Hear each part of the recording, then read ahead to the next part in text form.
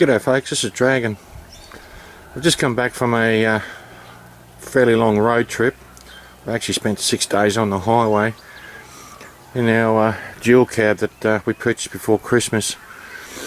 So after a few months of doing 2 or 3 months of doing trials, getting to know the vehicle, how it handles in all sorts of conditions and loading,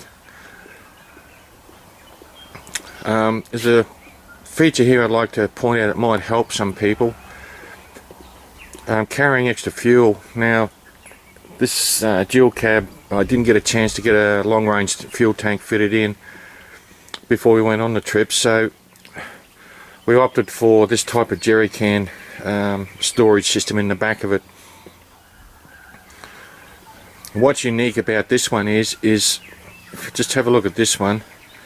This one isn't actually fitted to the vehicle, but it'll give you some idea of the advantages of the ones I had mounted in here.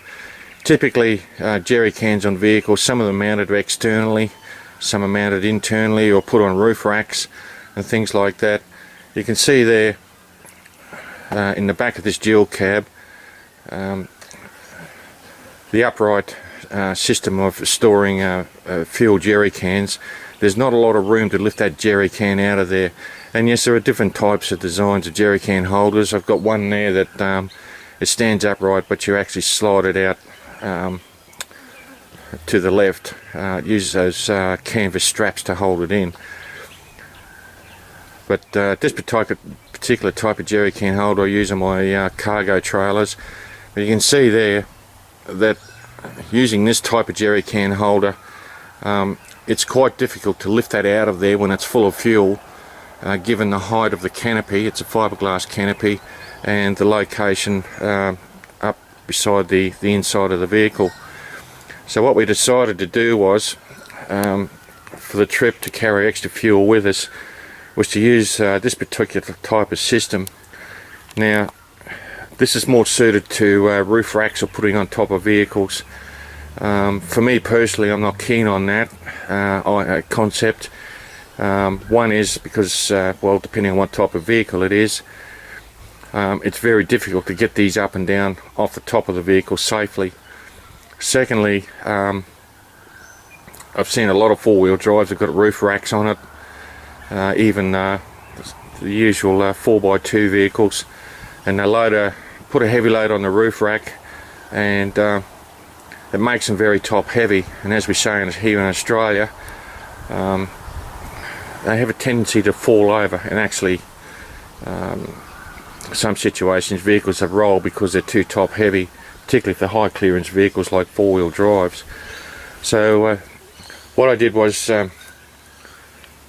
got this system fitted. Now what it is, I'll just focus down here, it's just a clip system. I put a pin in there as an extra safety precaution, bouncing around the road just in case. This clip system comes undone, folds down like that. This folds back, and you can slide your jerry cans out this way towards the back of the vehicle. Instead of having to lift them out from the top, they slide out backwards. So that's one idea I've got. That's what we did. The jerry cans I use are ex-military ones, bought from a disposal store many years ago, and I find that these are much more rugged. They can take a lot of punishment than a lot of the commercial brands, even the metal ones. You can get plastic ones, and you've got to be careful with those with carrying fuel, in that in a jerry can holder, particularly with heat, the fuel does vaporize with heat, and they expand, they blow up a bit like a balloon. And in these types of jerry can holders, when that happens, whether it's unleaded or indeed I've had it happen to me once with diesel, they expand outwards and they become wedged in there, so very difficult to get out. So that's 40 litres of diesel there. One thing of note, is when you're storing them this way is that the spouts on them, the lids, do have to have very good rubber seals on them. So you can buy them separately, replace them as needed. But if you store them this way, just check them for leaks. You don't want fuel leaking all over the place. And this works quite well.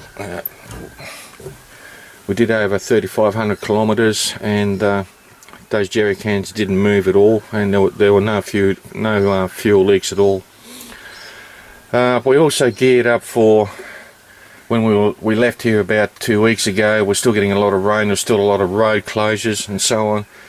As we went south, we were heading into drier areas, but there was a very high bushfire danger. So we stoked up this vehicle with food supplies, prepping and basic survival gear, that sort of thing, in case we got caught on the road or had to move into evac centres. We had our own food and water supply, and there's enough food there. There was only the two of us to last us about a week. Water, we took water with us in these 5 litre plastic containers. We found these much easier to handle when we were filling up billies and stuff, rather than the 20 litre jerry cans. But all in all, we carried around about 40 litres of water with us in the back and inside the cabin. And of course ways to sterilise water if we need to get some off the side of the road, out of creeks and dams and stuff like that. Vehicle first aid kit. Just drag and fitted this out. Vehicle first aid kit. This is a bag that Waveman did a review on last year, I think it was. Very good bag. Very tough bag. Very well made, so it's quite a comprehensive first aid kit we carry in the vehicle all the time. So bush belts, I had my bug out bag in the back of this. We're still unpacking it, but this will give you some idea. It was packed a lot better than this before we started unpacking. So large containers at the back. The top one has got some more prepping supplies in there, and the bottom one is the toolkit, basic toolkit for the vehicle for minor repairs and that type of thing. So she did quite well, this dual cab.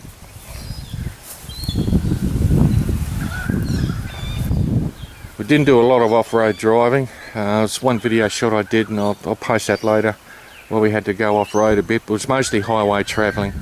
And it's one of those things to look at too, at using these as a bug out vehicle.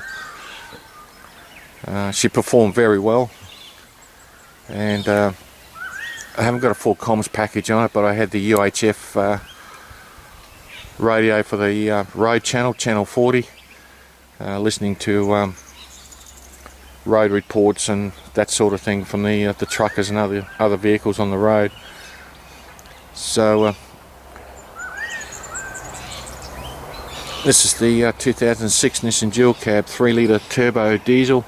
We had the turbo replaced about 2 months ago.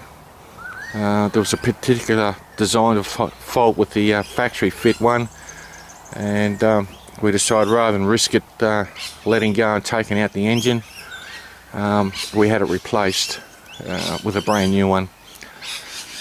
So a lot of things to consider in these vehicles. Use them as a bug out vehicle or going on long road trips.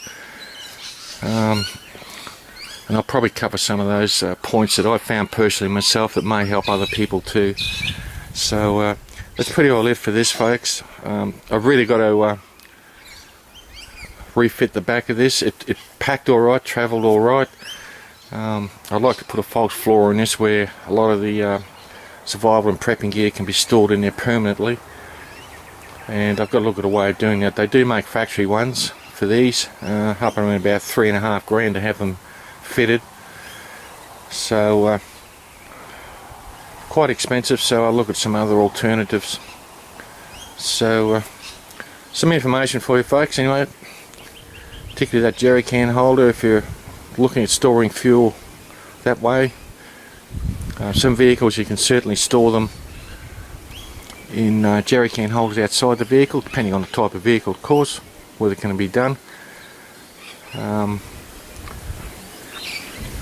But in this situation, it's a case of undoing the locking mechanism here, holds it down, clamps it in place, and you just pull it out this way. Much easier to get out.